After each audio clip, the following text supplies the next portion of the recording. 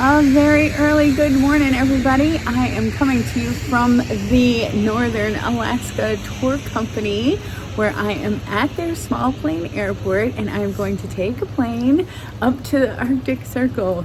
I'm so excited about this. I can't wait. I'm going to go to the town of Coldfoot along the Dalton Highway, get to see what sustainability looks like up there in the Arctic Circle, see some beautiful views, hopefully some wildlife, before I fly on back down to Fairbanks.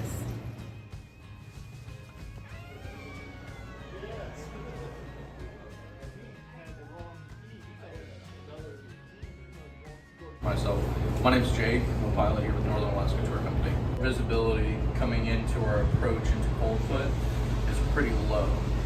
Now the reasoning for that is Coldfoot, which is right here in the foothills of the Brooks Mountain Range, sits in a low elevation point around high elevation.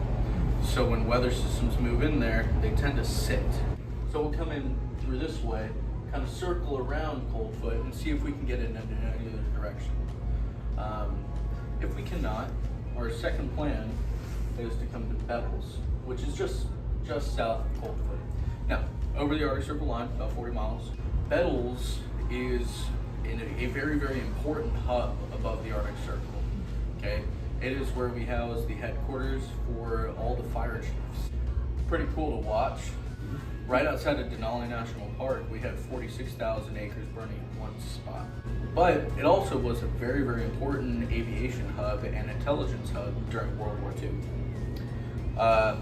So because of its close proximity to China and Russia, it was a very, very important area right here. I mean, think about that. It's just a little pond hub. You know, this distance right here between Russia and the United States border, it's only about 250 miles. It also happens to be the only place you can actually go to a visitor center for Gates of the Arctic National Park. So all of these areas are pretty cool because they're not accessible by road. But as far as the Arctic Circle experience, you get that regardless of where you're going above the Arctic Circle, right? You want some place that's different. You want to feel like you're in the back country of Alaska, right?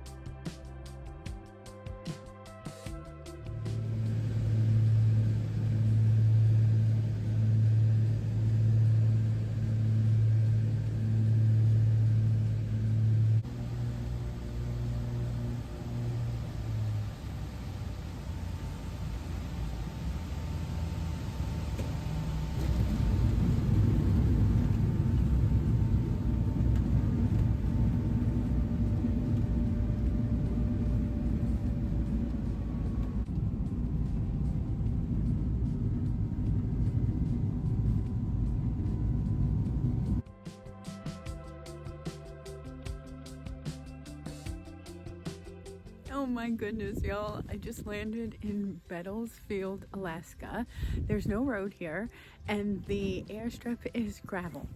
This sign is amazing. So the population here is only, what does it say? 63 people. 63 people live in this town. The coldest day ever was in 1975, -70, and the hottest day here was 93 degrees in 1986. Most snow on the ground ever in 1971 was 71 inches.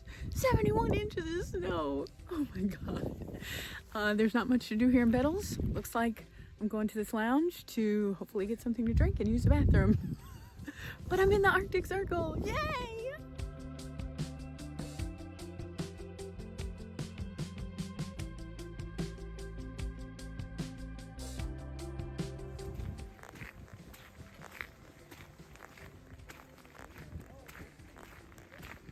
So apparently here in Bettles, there is a National Parks and Ranger Center because it is the closest to the gates of the Arctic National Park, which Jake told us this morning is the least visited national park in all of the United States. So I'm gonna go check that out.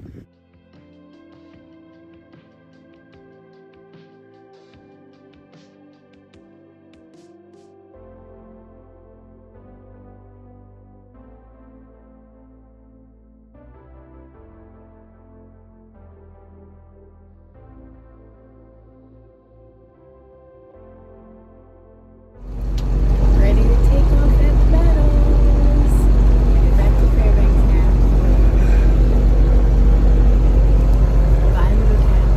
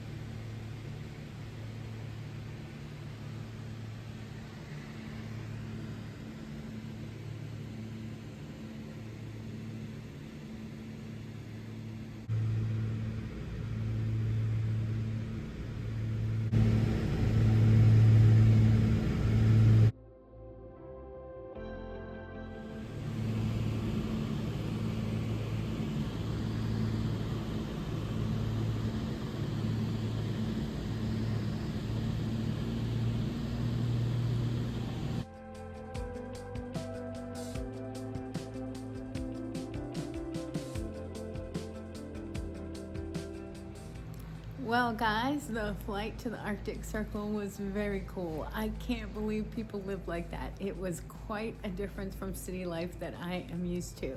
But it was a neat experience to see. If you come up to Fairbanks and you want to go into the Arctic Circle, there are several ways to do it. You don't have to fly. There are vehicles that take tours up to the Arctic Circle and lots of different points of interest in the Arctic Circle to see. So do your research, pick the one that's right for you. Thanks for tagging along on this journey. See you in the next place. So let me show you where I've been staying at here at Fairbanks, Alaska. This is a Hilton property. It is the Hampton Inn. It has a bathroom with a bathtub, little closet area. I had 2 beds. I am on the first floor. It's a typical basic Hampton property. It was nice and comfortable. It did have an indoor pool, breakfast every morning. It was super comfortable. Nice choice if you're here in Fairbanks. Adios, Hampton Inn. On to the next place.